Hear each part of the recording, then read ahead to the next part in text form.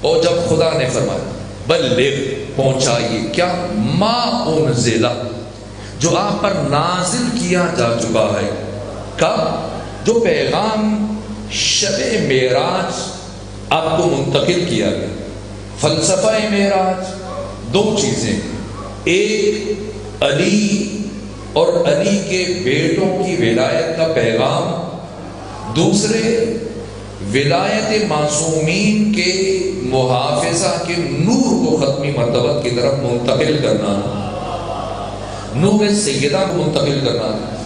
اور اب ختمی مرتبت کی حیات طیبہ کے آخر سیدہ کی سیرت کے بہت ابعاد ہیں، جہتیں، ڈائمنشنز، پہلو، الا ماشاء اللہ ایام فاطمیہ کا نقطہ آغاز ہے، اور ان ایام میں اب مسلسل علماء کرام سے استفادہ کریں گے، لیکن اساسی ترین پہلو وہ کلید اور بنیاد فاطمیت کے لیے، فاطمہ شناسی کے لیے آپ کی حیات طیبہ کے عبادی پہلو ہیں، علمی پہلو ہیں، باقی جہتیں، بی بی کا زہد، آپ کی شجاعت، آپ کی صفات، باقی پہلو بجائے خود، لیکن وہ راز جس کے لیے اللہ نے سیدہ زہرا کے نور کو اس کائنات میں آشکار فرمایا اور نور فاطمہ زہرا کو اس کائنات میں بھیجا، سیدہ کی شخصیت کا محور فاطمہ شناسی کے لیے قریب وہ دید کہ اگر وہ اینک لگا کے ہم سیدہ کی سیرت کا مطالعہ کریں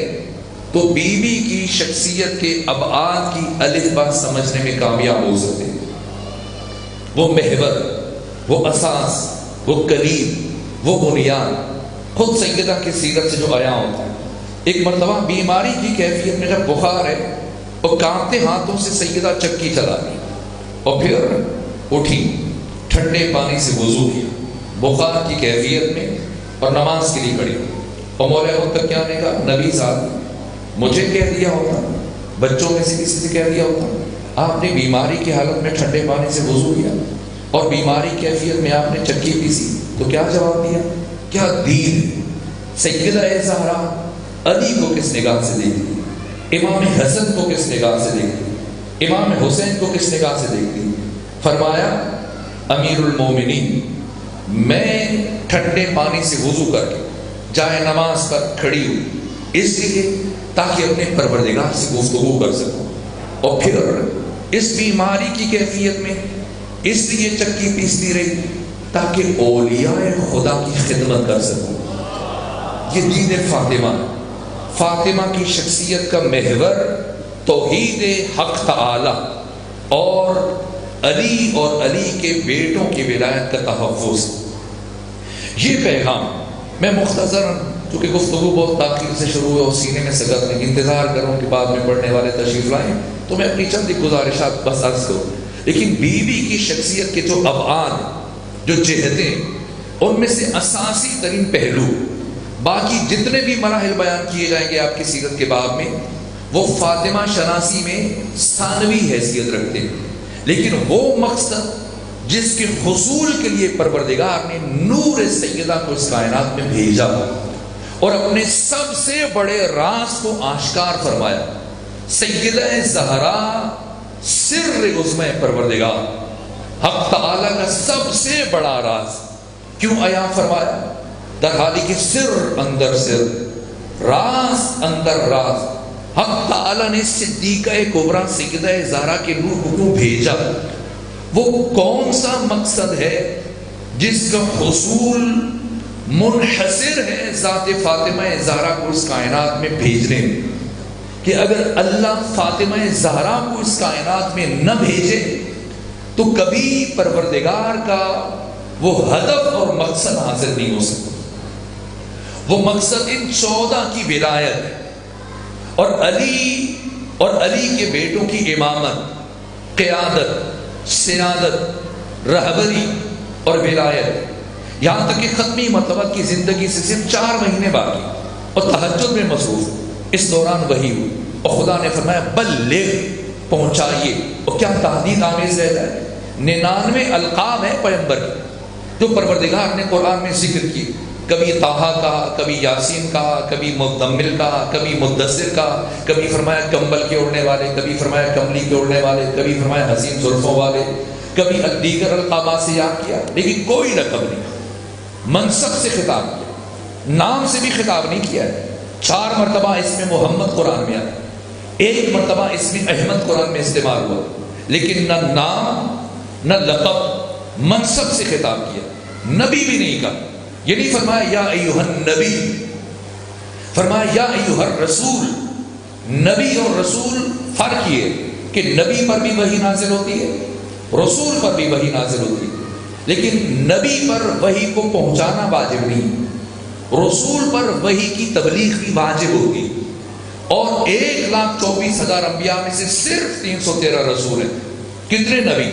ممکن ہے ایک زمانے میں کئی سو انبیاء اکٹھے موجود ہوں، اور ضروری نہیں کہ ایک نبی کے گھر والوں کو بھی پتا ہو کہ ہمارا فلاں رشتہ دار نبی ہے، نہ، نبی کا معاملہ صرف خدا کے ساتھ، اس پر الہام ہوگا، اس پر وحی آتی، رسول جس پر تبلیغ واجب، اس لیے فرمایا یا ایھا الرسول، اے رسول بلغ، پہنچائیے، وَإِن لَمْ تَفْعَلْ، اگر یہ کام نہ کیا، فَمَا بَلَّغْتَ رِسَالَتَهُ، تو آپ نے اپنے رب کی رسالت کا کوئی بھی کام انجام نہیں دیا۔ یعنی 23 سال جو پتھر کھائے، ہجرت کی، جنگیں لڑی، زخمی ہوئے، توہین برداشت کی، حالت نماز میں مسجد الحرام میں خانہ کعبہ کے قریب ابو لہب، ابو جہل، ابو سفیان کے اکسانے پر عبداللہ بن زبعری نے اونٹ کا گوبر اٹھا کر پیغمبر کے چہرے پر مل دی، اتنی توہین برداشت کی ہے۔ اور مسلسل کتاب الطہارہ سے لے کر کتاب الدیان تک، یہ 56 فقہ کی کتابیں جن میں لاکھوں احکام ہیں، حلال و حرام، ان متعدد کتب میں یہ بیان کیے، اخلاق بیان کیا، باقی حقائق بیان کیے، معارف بیان کیے۔ اور اب پیغمبر اسلام کی زندگی کی آخری لمحات، 3-4 مہینے باقی، اور پروردگار پیغمبر کی تمام تر تبلیغ کو ایک امر کی تبلیغ پر موقوف کرا دے، ایک امر کی تبلیغ پر کہ یہ کام کریں، اگر یہ کام نہ کیا تو گویا آپ نے کچھ بھی نہیں کیا۔ اس کائنات میں آپ کا نبی بن کر آنا نہ آنے کے برابر ہو جائے گا۔ اگر یہ کوئی بھی کام انجام نہیں دیا، یعنی آپ کا اس کائنات میں نبی بن کر آنا نہ آنے کے برابر ہو جائے گا۔ کیا خیال ہے امت کا کہ پیغمبر گرامی اسلام مسلسل 23 سال پتھر کھائیں، توہین برداشت کریں، ہجرت کریں، جنگیں لڑیں، قربانیاں دیں، صبح و مساء، شام و سحر، لیل و نہار پہ ہم مسلسل 23 سال دین کی تبلیغ کریں، لیکن ایک کام نہ کریں تو گویا وہ نبی نہیں ہے، اور امت اسی ایک کام کو چھوڑ کر باقی ساری کاموں کے پیچھے لگ جائے۔ اگر نبی وہ ایک کام کی تبلیغ نہ کرے تو نبی نہیں رہتے، امت اس ایک بات کو چھوڑ کے باقی سارے کاموں کے پیچھے لگ جائے، اس امت کا کیا بنے گا؟ یہاں تک کہ وَاللَّهُ يَعْصِمُكَ مِنَ النَّاسِ، اور یہ پیغام پہنچائیے اور نہ ڈریں، نہ گھبرائیں، اللہ ضمانت جاری کر رہا ہے، اللہ آپ کو لوگوں کے شر سے بچائے گا۔ سب سے مشکل مرحلہ حق تعالیٰ کی وحدانیت کا تھا۔ جب ختمی مرتبت نے توحید کی تبلیغ شروع کی، یہ مشکل ترین مرحلہ تھا، چاروں طرف سے بت پرست سنباری کر رہے تھے، پتھروں کی بارش۔ تب خدا نے ایسی ضمانت جاری نہیں فرمائی، نہیں کہا کہ میرے نبی آپ میری وحدانیت کو بیان کریں، اگر شر اٹھا تو ہم بچائیں گے۔ نہ پیغمبر کی نبوت کی تبلیغ کی دفعہ اللہ نے ایسی ضمانت جاری کی کہ اپنی نبوت پہنچائیے، اور اگر شر اٹھا تو ہم بچائیں گے۔ لیکن جیسے ہی علی اور علی کے بیٹوں کی ولایت کے اعلان کی باری آئی، خدا نے فرمایا یہ اعلان کیجئے اور نہ ڈریں، نہ گھبرائیں، اگر شر اٹھا ہم بچائیں گے۔ میں دست ادب جوڑ کر بارگاہ احدیت میں سوال کرتا ہوں، پروردگار اپنی توحید کے اعلان کی دفعہ ایسی ضمانت جاری نہیں فرمائی، اپنے نبی کے نبوت کی اعلان کی دفعہ ایسی ضمانت جاری نہیں فرمائی، لیکن جیسی علی اور علی کے بیٹوں کے اعلان کی، ولایت کے اعلان کی باری آئی تو آپ نے ضمانت جاری فرمائی۔ تو خدا فرمائے گا اس لیے کہ جب میری توحید اور میرے نبی کی نبوت کی دفعہ شر اٹھا تھا تو بچانے والے علی تھے، اب جب علی اور علی کے بیٹوں کی ولایت کی دفعہ شر اٹھے گا تو بچانے والے ہم ہوں گے۔ اور پھر فرمایا پہنچائیے واللہ یعصمک من الناس، اور ان اللہ لا یہدی القوم الکافرین۔ اور یاد رکھیں، آپ یہ اعلان کریں لیکن کبھی بھی آپ کے اس پیغام اور اعلان سے کافروں کو ہدایت نہیں ہوگی۔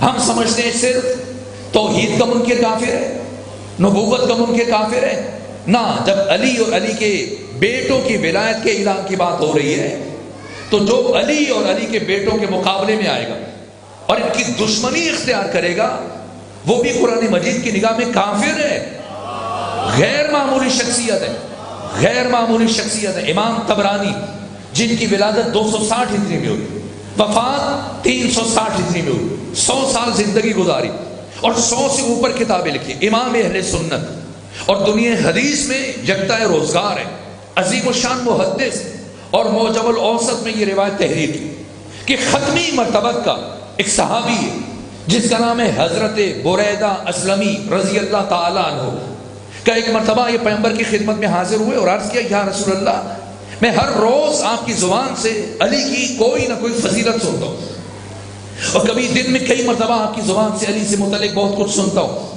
لیکن ان تمام فضائل کے باوجود جو میں آپ کی زبان سے سنتا ہوں میں کبھی کبھی اپنے دل میں علی کے لیے بغض محسوس کرتا ہوں، کینہ محسوس کرتا ہوں، حسد محسوس کرتا ہوں، دشمنی اور عداوت محسوس کرتا ہوں۔ یہ کہا اور سر جھکایا اور انتظار میں کہ پیغمبر کیا جواب دیتے، لیکن پیغمبر کی طرف سے کوئی جواب نہ آیا۔ اور جب کافی وقت گزر گیا اور برید اسلمی کو فکر لاحق ہوئی کہ پیغمبر جواب نہیں دے رہے، امام طبرانی نے لکھا ایک مرتبہ برید اسلمی نے کافی وقت گزرنے کے بعد سر اٹھایا کہ پیغمبر جواب کیوں نہیں دے رہے۔ اب جب سر اٹھایا تو دیکھا کہ اگرچہ سردی کا موسم، اس کے باوجود پیغمبر کے چہرے سے پسینے کے قطرے زمین پر گر رہے اور آپ کا چہرہ غصے کی وجہ سے سرخ ہے۔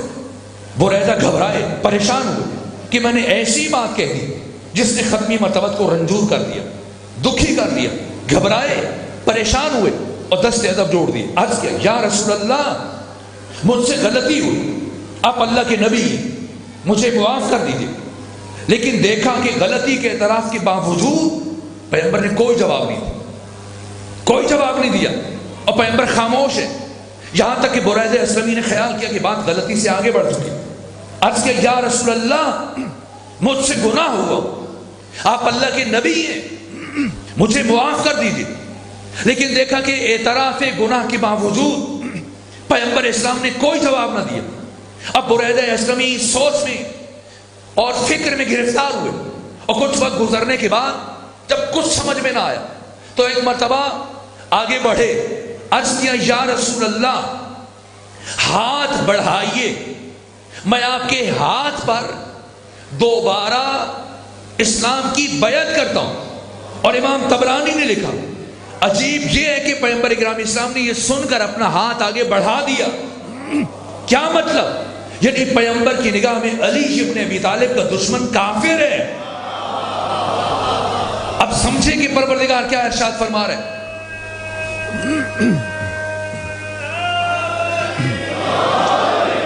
ان اللہ اللہم صلی ان اللہ لا یہدی القوم الکافرین۔ اور جیسے ہی یہ پیغام پیغمبر اسلام کو منتقل کیا تو آپ نے آرام کرنا چھوڑ دیا، اور میں تفصیل سے بیان کر چکا ہوں غدیر کے حقائق، لیکن چند جملے تاکہ فلسفہ ارسال نور فاطمہ زہرا کی اب جلد بچوں اور جوانوں تک پہنچانے میں کامیاب ہو۔ یہاں تک کہ پیغمبر اکرام اسلام نے ان چند دنوں میں مدینے کا کوئی گھر ایسا نہیں چھوڑا جہاں پیغام نہ پہنچایا، جس کا نتیجہ یہ ہوا کہ یکم ذیقعدہ بروز ہفتہ جب ختمی مرتبت نے مدینہ چھوڑا تو کم از کم 80,000 افراد پیغمبر کے ساتھ اس سفر میں شامل۔ پیغمبر کی تمام ازواج، 2 کا انتقال ہو چکا تھا، 9 زندہ، 9 کی 9 بیویاں اس سفر میں پیغمبر کے ساتھ شامل۔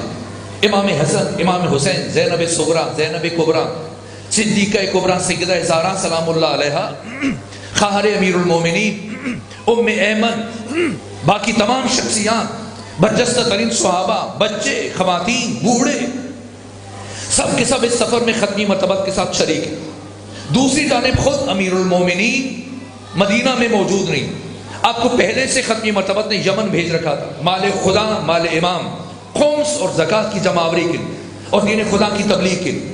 تو جیسے ہی مدینہ سے چلنے لگے تو قاصد کو یمن کی طرف روانہ کیا، امیر المومنین کی طرف، اور پیغام بھیجا کہ علی جیسے ہی آپ کو میرا خط ملے فوراً سے یمن سے واپس آ جائے، لیکن آپ نے مدینے واپس نہیں آنا، سیدھا مکہ کی طرف سفر کرنا ہے اور وہاں پر آ کر مجھ سے ملحق ہو جانا ہے۔ اور علی اب اکیلے نہ آئیے، جتنے افراد کو اپنے ہمراہ لے کر آ سکتے ہیں لے کے آئیے۔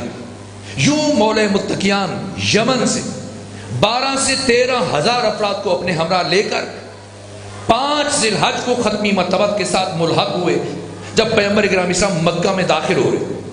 تیسری جانب پیغمبر گرامی اسلام جب مدینہ سے چلے، کوئی ایک گھر ایسا نہیں چھوڑا جہاں پیغام نہ پہنچائے، ہر گھر تک پیغام پہنچائے کہ سنو میری زندگی کے کچھ دن باقی رہ گئے اور اپنے پہلے اور آخری حج کے لیے مکہ جا رہا ہوں، اور تم پر واجب ہے کہ سفر میں میرے سہیم اور شریک بن جاؤ، اور اگر تم میرے ساتھ اس سفر میں شامل نہ ہوئے تو تم پر خدا اور اس کے رسول کی لعنت ہوگی اور تم دشمن خدا اور رسول قرار پاؤ گے۔ یوں 80,000 افراد مدینہ سے، 13,000 افراد یمن سے، اور اب پیغمبر نے جب یکم ذیقعدہ بروز ہفتہ یہ تبلیغ شروع کی اور پھر 25 ذیقعدہ بروز ہفتہ جب ختمی مرتبت نے مدینہ چھوڑا تو 80,000 افراد جو ساتھ چلے، اب راستے کی جتنی آبادی ہیں، منزل متعشہ، منزل سیرف، منزل منصرف، منزل قجد، منزل عرق الزبی، منزل مر الزہران، منزل عصایا، ان تمام مراحل سے ختمی مرتبت گزر رہے ہیں اور ہر جگہ پر رک کر ان آبادیوں سے افراد کو شامل کر رہے ہیں، یہاں تک کہ یعقوبی نے، دیگر مورخین نے لکھا 22 سے 23,000 افراد کو پیغمبر اسلام نے اپنے ساتھ شامل کیا۔ اور پھر 5 ذی الحج کو جب یہ عظیم الشان کاروان مکہ کی سرزمین میں داخل ہوا تو کم از کم 1,20,000 افراد پیغمبر کے ساتھ شامل تھے، اور مکہ میں داخل ہو کر پیغمبر اسلام نے جو پہلا اعلان کروایا کہ ہمارا یہ کاروان 10 دن مکہ کی سرزمین پر قیام کرے گا، اس میں حج کو بجا لایا جائے گا، باقی عبادات کو بجا لایا جائے گا، اور 10 دن گزرنے کے بعد 15 ذی الحج کی عصر میں ختمی مرتبت نے اعلان کروایا کہ کل صبح ہمارا یہ کاروان مکہ کی سرزمین سے ایک خاص مقام کی جانب محو سفر ہوگا، اور جتنے افراد مکہ میں موجود ہیں سب پر واجب ہے کہ سفر میں میرے سہیم اور شریک بنتے، اور اگر کوئی فرد ہمارے ساتھ شامل نہ ہوا تو اس پر اللہ اور اس کے رسول کی لعنت ہوگی اور وہ دشمن خدا اور دشمن رسول قرار پائے گا۔ یوں مورخین نے لکھا کہ 5,000 افراد جن کا تعلق خود شہر مکہ سے تھا، یہ بھی مجبور ہوئے اور پیغمبر گرامی اسلام کے ساتھ شامل ہوئے، اور اس طرح سے 16 ذی الحج کی صبح میں یہ کاروان مکہ سے واپسی کے لیے روانہ ہوا، اور اس سفر میں اب مسلسل لوگوں کا تجسس بڑھ رہا ہے۔ میرے بات پڑھنے والے تشریف لا چکے، اس لیے اب میں گفتگو کو سمیٹ اور مختصر کروں، اور بس باقی کے مراحل کبھی میں ایام فاطمیہ کے بعد یہ جمادی الثانی کے 2-3 ایام میں دوبارہ شاید حاضر ہونے کا موقع ملے تو جہاں میں اپنی گفتگو چھوڑوں گا وہیں سے اپنی گفتگو آگے بڑھاؤں گا۔ بس 3 سے 4 جملے اور آپ کی خدمت میں عرض کروں تاکہ فلسفہ ارسال نور فاطمہ زہرا کی طرف ایک مختصر اشارہ کر دوں اور بعد کی گفتگو کے لیے تمہید و سوار ہو جائے۔ یہاں تک کہ جب ختمی مرتبت چلے تو سب متجسس ہیں، حیران، پریشان، سرگردان، سب سوچ رہے ہیں آخر یہ کون سی بات ہے کہ پیغمبر گرامی اسلام نے حج کے موقع پر بیان نہیں فرمائی، یہ کون سا ایسا اعلان ہے کہ ختمی مرتبت نے خطبہ حج میں ارشاد نہیں فرمایا، مزدلفہ میں، مشعر الحرام میں، میدان عرفات میں، خود خانہ کعبہ میں، مسجد الحرام میں پیغمبر اعلان کر سکتے تھے جبکہ سب کے سب جمع ہیں، تو کیوں جو افراد موجود ہیں یہاں تک کہ اہل مکہ جو مکہ کے رہنے والے مجبور ہو کر یہ بھی پیغمبر اسلام کے ساتھ سفر پر چلنے پر مجبور ہوئے؟ ایسی کون سی بات ہے؟ حص کنجکاوی پورے عروج پر ہے اور تجسس پورے عروج پر، یہاں تک کہ عظیم الشان کاروان 18 ذی الحج کی صبح جبکہ سورج طلوع کر چکا تھا۔ یہ کاروان میدان خم غدیر میں پہنچتا۔ غدیر سے متعلق جزیات اور تفصیلات میں پھر کسی اور موقع پہ عرض کروں گا۔ ایک جملہ جو امام پنجو میں ارشاد فرماتے کہ تاریخ بشر میں، تاریخ آدم میں، تاریخ عالم میں، تاریخ خاتم میں، تاریخ انسانی میں کوئی بھی اعلان مثل غدیر نہ ہوا نہ قیامت تک ہو سکے گا۔ جو غدیر کی انفرادیتیں وہ کسی اور مرحلے پر عرض کروں گا، لیکن سیدہ کے نور کے بھیجے جانے کا اساسی ترین مقصد تاکہ بات پہنچ جائے اور تمہید استوار ہو جائے۔ ایک مرتبہ 18 ذی الحج کی صبح میں پیر کے دن یہ عظیم الشان کاروان جب سرزمین خم میں پہنچا، خم وہ صحرا، اس کے اندر جو تالاب ہے اس کا نام غدیر ہے۔ غدیر، مجھے بھی حج پر جانے کی سعادت حاصل ہوئی اور میں خود اس مقام کو دیکھنے کے لیے پہنچا، اور جب میں وہاں پر گیا تو میں نے وہ کیفیت دیکھی۔ مجھے نہیں معلوم آپ کی ملتان میں اسٹیڈیم ہے یا نہیں، باقی شہروں میں کراچی ہے، لاہور ہے، اسلام آباد ہے، راول پنڈی ہے، یہ اسٹیڈیم جہاں ہاکی کھیلی جاتی ہے، کرکٹ ہے، فٹ بال ہے، باقی چیزیں، تو اس میں جس طرح سے تماشائی سائڈوں میں بیٹھ جاتے ہیں، درمیان میں کھلاڑی کھیلتے ہیں۔ اگر آپ جائیں غدیر کے مقام پر، خم وہ صحرا، اس صحرا میں وہ تالاب جہاں بارشوں کے نتیجے میں کچھ دنوں کے لیے پانی جمع ہو جایا کرتا تھا، یہ غدیر ختمی مرتبہ نے اس مقام کو کیوں منتخب کیا؟ آج بھی اگر آپ جائیں یہ وسیع و عریض سرزمین، اگر آپ ایک کونے پہ کھڑے ہو جائیں اور دوسرے گوشے میں اپنے کسی دوست کو جاننے والے کو کھڑا کریں اور اس سے کہیں کہ تم بات کرو، تو کافی فاصلے سے جب وہ کوئی بات آرام سے کرے گا تو انتہائی سہولت سے آپ اس کی بات سننے میں کامیاب ہو جائیں گے۔ ختمی مرتبہ اس زمانے میں یہ ذرائع اور یہ سہولتیں موجود نہیں تھیں، اب میں اپنی بات بآسانی آپ تک پہنچانے میں کامیاب ہو رہا ہوں اس ذریعے سے، لیکن ختمی مرتبہ جہاں پر کم سے کم 1,20,000 افراد کا اجتماع، اتنے بڑے اجتماع میں پیغمبر اسلام اپنی بات کیسے پہنچائے؟ تو اس مقام کو ازل سے علی اور علی کے بیٹوں کی ولایت کے اعلان کے لیے منتخب کیا گیا۔ اور اب ختمی مرتبہ جیسے ہی صحابہ جم کر بیٹھے تو پیغمبر اسلام نے بس آخری جملہ عرض کرو، صحابہ سے فرمایا جلدی کرو، خاردار جھاڑیوں کو تلف کرو، زمین کو مسطح کرو، بیٹھنے کا انتظام کرو، یہاں تک کہ صحابہ کرام سرگرم ہو گئے۔ اور پھر جب سب جم کر بیٹھ گئے تو فرمایا اچھا جب سب بیٹھ گئے تو اب ممبر کا اہتمام کرو تاکہ خطبہ دو، یہاں تک کہ شمع رسالت کے پروانے صحراؤں میں پھیل گئے، اور مسلسل تتبع و تفحص کے بعد، چھان پھٹک کے بعد، گھومنے اور ڈھونڈنے کے بعد جب پلٹ کر آئے، عرض کہ یا رسول اللہ یہ صحرا ہے، ریگستان ہے، حد نگاہ تک ریت ہی ریت ہے، نہ لکڑی، نہ بڑھی، نہ اوزار، نہ دیگر سامان، ہم ممبر کیسے انتظام کریں؟ پیغمبر نے فرمایا مجھے ممبر چاہیے، اس لیے کہ اللہ نے میری تمام تر رسالت کو اس ایک اعلان کی تبلیغ پر موقوف قرار دیا، جلدی کرو ممبر بناؤ۔ قرآن مجید کی واحد آیت ہے جسے علامہ جلال الدین سیوطی متوفا 911 ہجری صاحب تفسیر در المنصور انہوں نے بھی لکھا ہے کہ آیت 3 مرتبہ نازل ہوئی، یعنی حق تعالیٰ کو تاخیر گوارا نہیں، تو ختمی مرتبہ جیسی سب جمع ہوئے اعلان کرے، لیکن نہ، دوبارہ سے فرمایا جاؤ مجھے ممبر چاہیے، بادر ناخواستہ شمع رسالت کے پروانے صحراؤں میں پھیل گئے، اور کافی دیر گھومنے کے بعد، تتبع و تفحص کے بعد، چھان پھٹک کے بعد، تلاش کرنے کے بعد جب واپس آئے سب نے ہاتھ کھڑے کر دیے، یا رسول اللہ یہ صحرا ہے، ریگستان ہے، حد نگاہ تک ریت ہی ریت ہے، خاردار جھاڑیاں ہیں، کوئی انتظام نہیں۔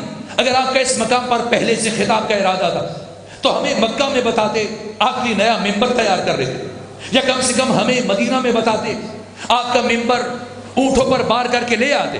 اس صحرا میں، اس ریگستان میں، اس ویرانے میں جب خاردار جھاڑیاں اور ریت ہے، ہم ممبر کہاں سے لائیں؟ جب سب نے اپنے عجز، ناتوانی، توحید دستی، توحید دامنی کا اعتراف کیا اور سب نے ہاتھ کھڑے کیے، تو پیغمبر نے فرمایا اچھا تم سے ممبر تیار نہیں ہو رہا ہے؟ عرض کیا نہیں ہو رہا ہے؟ کہا اچھا اگر تم نہیں بنا پا رہے تو ایسے کرو، یہ جو تمہارے شتر ہیں، جو تمہارے اونٹ ہیں، ان کی پشت پر موجود یہ جو پالان ہیں انہیں اتارو، انہیں اوپر نیچے رکھو، ممبر تیار ہو جائے گا۔ ابن خلدون جیسے متعصب مورخ نے بھی اپنی تاریخ میں لکھا ہے کہ پیغمبر نے 9 پالان اتروائے، انہیں اوپر نیچے رکھا، ممبر تیار ہوا، جس کے بعد ختمی مرتبہ نے وہ تاریخی اور آفاقی خطبہ دیا، جس کے بعد حصص آنے والے دنوں میں جب آپ کی خدمت میں حاضر ہوا عرض کروں گا، بس ایک جملے پر گفتگو سمیٹ رہا ہوں. میں دست ادب جوڑ کر روح رسول سے یہ سوال کرتا ہوں، یا رسول اللہ آپ رحمت للعالمین، آپ سراپا رحمت ہیں، آپ اللہ کے جمال کے مظہر ہیں. آپ تو اپنے پیروکاروں کو، صحابہ کو یہ تعلیم دیتے تھے کہ دوسروں کے لیے آسانیاں پیدا کرو، دوسروں کے لیے پرابلمز کریٹر نہ بنو، دوسروں کے لیے مشکلات پیدا نہ کرو. تو جب آپ کو اندازہ تھا کہ یہ افراد آپ کی رہنمائی کے بغیر ممبر بنانے میں کامیاب نہیں ہو پائیں گے، تو اتنی دیر شم رسالت کے پروانوں کو پریشان کیوں کیا؟ جیسے ہی آئے تھے اسی لمحے آپ ان سے بیان کر دیتے کہ یہ پالان اوپر نیچے رکھو، ممبر تیار ہو جائے، آپ خطبہ دے کر سب کو گھروں کی طرف رخصت کر دیتے، جبکہ حق تعالیٰ کو بھی تاخیر گوارا نہیں ہے. تو اتنی دیر شب رسالت کے پروانوں کو کیوں پریشان رکھا؟ دیکھیے، چلتے ہوئے پنکھوں کے نیچے قالین پر بیٹھ کر غدیر پڑھنا اور سننا آسان ہے. اپنے چشم تخیل کو لے چلے آج سے 1400 سال پہلے، اس سے ریگستان میں، اس صحرا میں جب سورج کی تپش میں نے پڑھا ہے، اتنی گرمی کی شدت تھی، ایک تو سر پر بال نہیں تھے، ابھی ابھی حج سے واپس آئے تھے. تو میں نے پڑھا صحابہ کرام اپنی عبائیں کبھی سر پر رکھتے ہیں تاکہ تمازت آفتاب اور دھوپ سے خود کو بچائیں، اور جب گرم ریت ستاتی ہے پھر عبا کو نیچے رکھ لیتے، اس کے اوپر بیٹھ جاتے، پھر کبھی سر پر کبھی نیچے. ایک ایک لمحہ گزارنا مشکل ہے صحرا میں، تپتی ہوئی ریت پر، چلچلاتی دھوپ میں.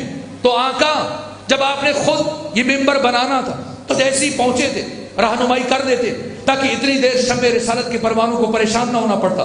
تو ختمی مرتبت حکیم امت اسلامی، ختمی مرتبت مجسم عقل، ختمی مرتبت سراپا عقل پیغمبر گرامی اسلام اپنے عمل سے قیامت تک آنے والے باضمیر اور باشعور انسانوں کو یہ پیغام دے کے جا رہے ہیں کہ سمجھ لو اور جان لو، یہ میرے عزیز، یہ صحابہ بہت محترم ہیں، ان کا بہت احترام ہے، ان کی بہت تعظیم ہے، ان کی بڑی خدمات ہیں. انہوں نے میرے ساتھ مل کر جنگیں لڑی، انہوں نے میرے ساتھ مل کر ہجرت کی، سفر کیا، قربانیاں دی، سب کچھ کیا. ان کا تمام تر احترام اکرام بجائے خود. لیکن آج اس مقام پر میں نے جس حقیقت کی تبلیغ کرنی ہے وہ قیادت، سیادت، امامت، رہبری اور ولایت ہے. اور قیادت و سیادت اور امامت و رہبری کے لیے استعداد، صلاحیت، لیاقت اور قابلیت شرط ہے. اور یہ تمام افراد اپنے تمام تر احترام اور تعظیم کے باوجود اتنی صلاحیت نہیں رکھتے کہ میرے بغیر ایک ممبر بنا سکیں. تو جو افراد میرے بغیر ایک ممبر بنانے کی صلاحیت نہیں رکھتے وہ صاحب ممبر کا انتخاب کیسے کر سکتے ہیں؟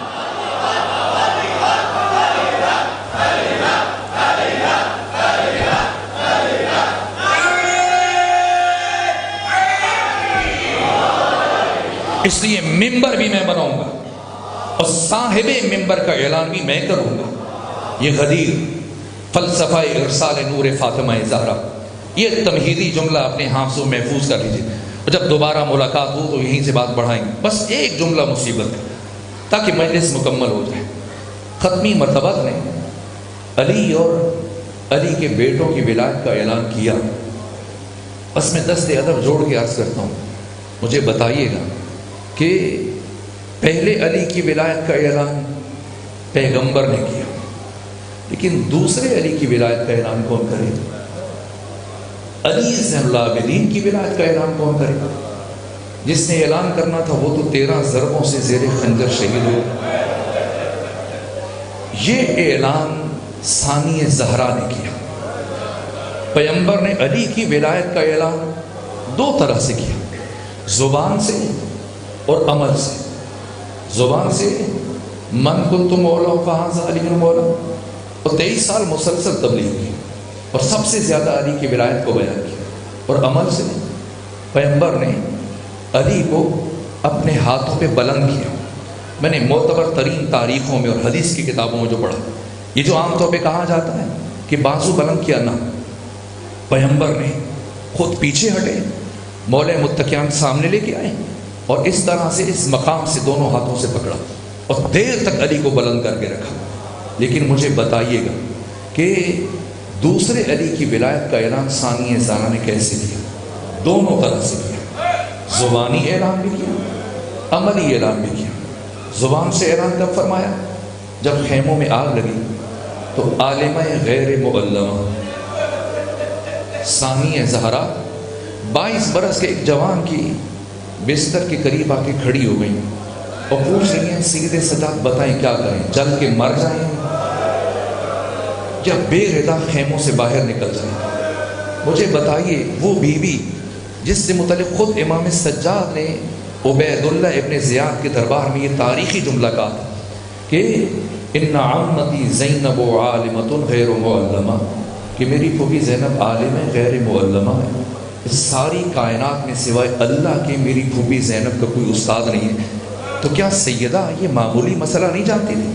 پھر کیوں سید سجاد سے پوچھا؟ سید سجاد سے مسئلہ پوچھ کر امام سجاد کی ولایت و امامت کا اعلان کیا کہ اب روح زمین پر ولی خدا نائب حسین امام وقت علی زین العابدین. ابھی تو زبان سے اعلان کیا اور کچھ لمحوں کے بعد عمل سے اعلان کیا.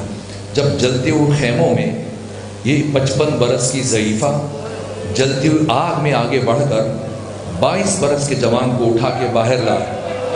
مجھے بتائیے گا واللہ یعصمک من الناس کی ضمانت جاری ہونے کے بعد علی کو اپنے ہاتھوں پہ بلند کرنا یہ زیادہ مشکل تھا یا جلتے ہوئے خیموں میں 55 برس کی ضعیفہ کا 22 برس کے جوان کو اپنے کندھوں پہ اٹھا کے باہر لے کے آیا؟ بس میرے عزیزوں، ثانی زہرا کی مصیبت کا ایک جملہ.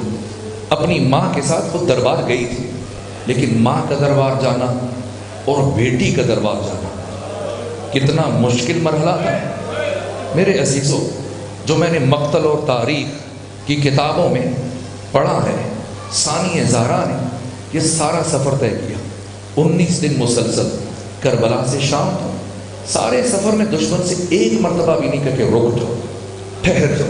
سفر کیا، تاریخ انسانی کا مشکل ترین سفر. اگر کوئی سمجھنا چاہے تو حضرت ابو ذر غفاری کے سفر کا مطالعہ کر لیں. جب تیسری خلافت میں ان کو مدینے سے ربضہ منتقل کیا گیا، بے پالان شتر کی پشت پر بٹھا کر مقام پہ انہیں اونٹ کی پشت سے اتارا گیا تو ان کی رانوں کا گوشت گل چکا تھا. مرد صحرا تھے، سخت جان تھے. اس کے باوجود اور دوسری جانب مسلسل 19 دن علی کی بیٹیاں، نبی کی نوازیاں، کربلا سے کوفہ، کوفہ سے شام، یہ مشکل ترین سفر ہے.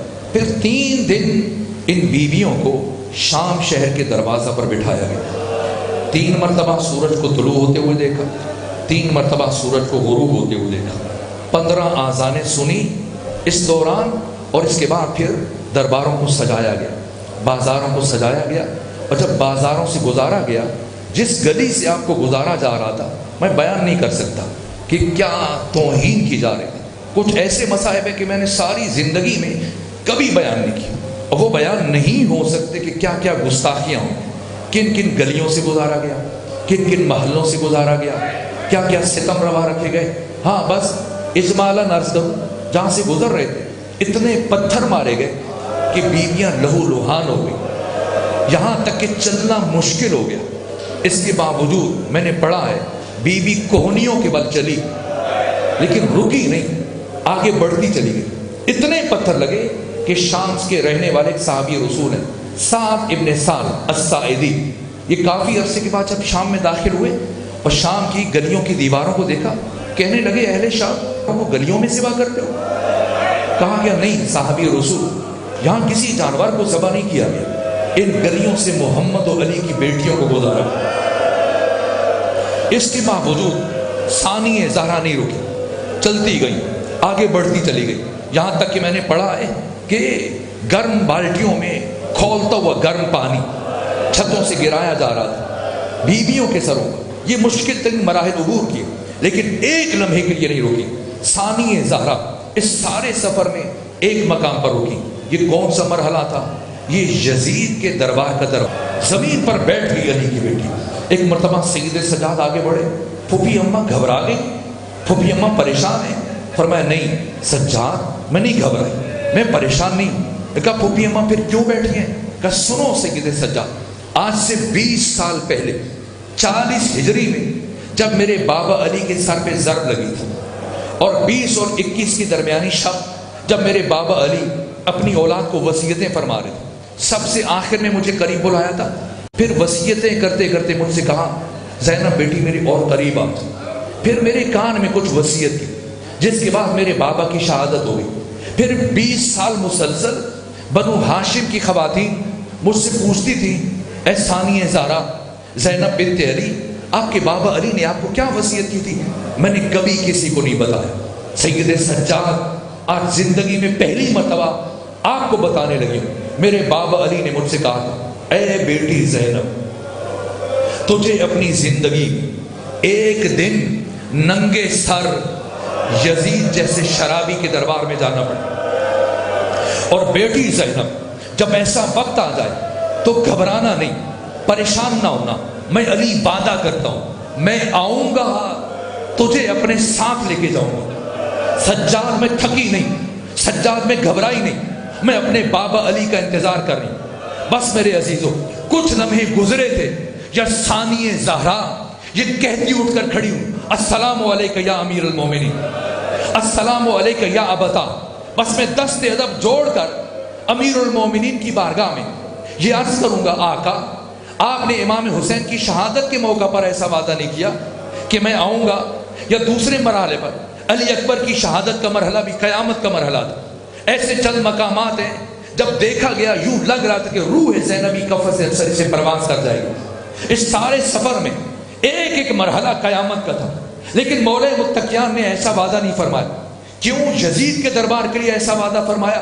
اس لیے کہ علی جانتے تھے خود جب سیدہ زہرا کی بس آخری جملہ جب سیدہ کی شہادت ہوئی اور غسل و کفن کے بعد مولا متقیان نے باری باری بچوں کو بلایا، سب سے پہلے امام حسن کو، پھر امام حسین کو، اور ایک مرحلے میں جب ثانیہ زہرا کی طرف پیغام بھیجا فضہ جائیں میری بیٹی زینب سے کہیں ہم فاطمہ زہرا کو دفنانے کے لیے جا رہے ہیں، آ کر آخری مرتبہ اپنی ماں فاطمہ کے چہرے کی زیارت کرنے سنیں گے۔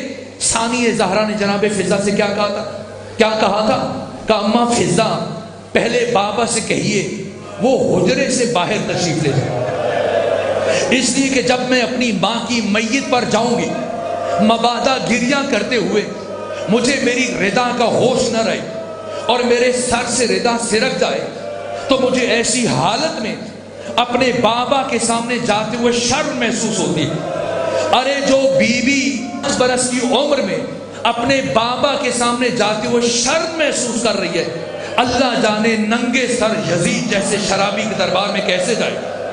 اس لیے علی جانتے تھے مبادا میری بیٹی زینب کہ یزید کے دربار میں پہنچ کر مر نہ جائے، کہیں میری بیٹی زینب کا جگر پھٹ نہ جائے، اس لیے فرمایا بیٹی زینب میں آؤں گا، آپ کو ساتھ لے کر جاؤں گا۔ الا لعنت اللہ علی القوم الظالمین وسیعلم الذین ظلموا ای منقلب ینقلبون۔